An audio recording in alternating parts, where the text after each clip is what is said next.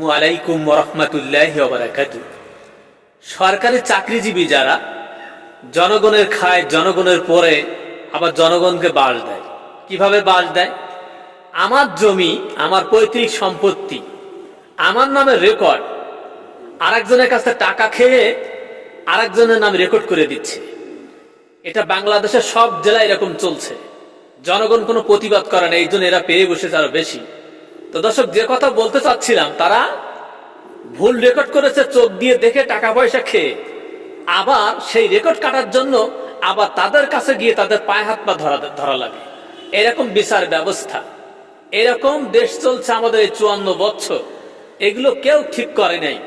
হাসিনা গেছে, খালেদা গেছে, ইরশাদ গেছে, 3 টাইম চলে গেছে 54টা বছরে। এর কোনো সমস্যার সমাধান হয়নি। আমাদের খাচ্ছে, আবার আমাদের বাড় দিচ্ছে সরকারি চাকরিজীবীরা।